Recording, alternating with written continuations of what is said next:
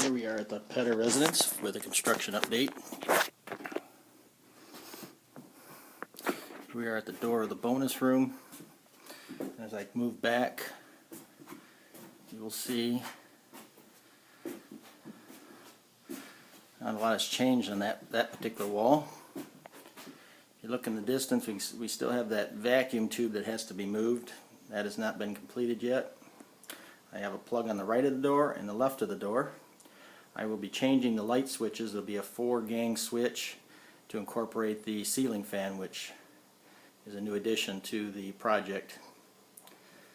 Alright, I'm going to move and I'm going to flip. Here we go, flip, flip. We'll go across the back wall. Here's the closet door. You can see the plug next to the closet door. And then another plug, approximately 6 feet down from that. So there are 2 plugs between the closet doors or the storage room doors on the back wall. The 2 boxes you see up at the top are just connections because some wires had to be moved when the addition of the dormer. So that is just wiring that's inside the wall that will not be seen on the inside of the room. I'll pan around. We'll see the middle closet door, and then I'll back up here, and we have 2 plugs again between the other 2 closet doors, between the middle and the end door.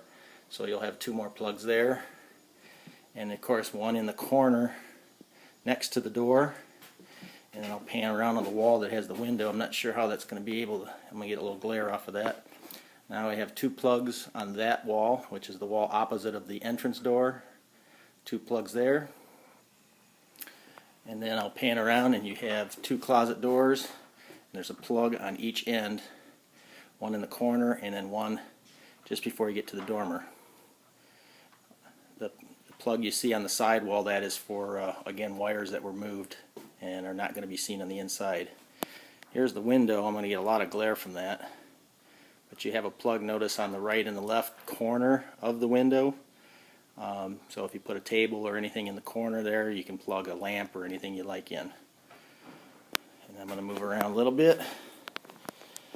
And then we'll pan out, and there's another plug there on the corner by the closet door. And that looks like a double closet door, so I did not add any plug in that corner. You'll have to use the plug that's on the wall with the door there. You see that in white. So there are no plugs behind the ladder. So that's that part of it. Now I'll step back and I'll pan down, and you'll see as I come up, here's the first floor plug. I got it covered up with brown cardboard, and that's right on the seam of the plywood. So approximately 8 feet, there is a second plug on the floor. And then that is 8 feet from the wall. Now I'll pan around, I'll flip over again, and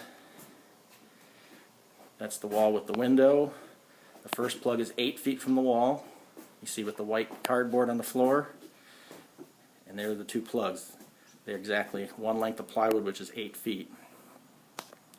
Now I'll pan back to the window wall. I will turn up. And in that space there are 2 can lights. And they're approximately 5 feet apart and 6 feet from the wall. Back up a little more, and at about 66 inches there is the box for the ceiling fan, which I'm sure will incorporate a light. I have it wired so that a fan and a light can be switched from the wall on the and exit out.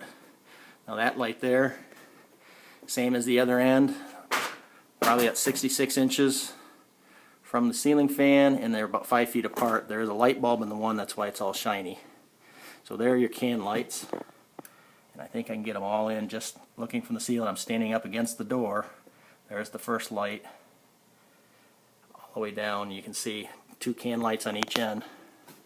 Now if I come back around, I'm going to lay down on the floor. So my picture's going to get rocky. Giving you a look upwards.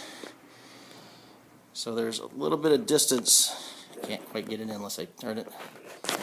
Well, I don't have any way to zoom, I guess. So let me move again. And since I'm not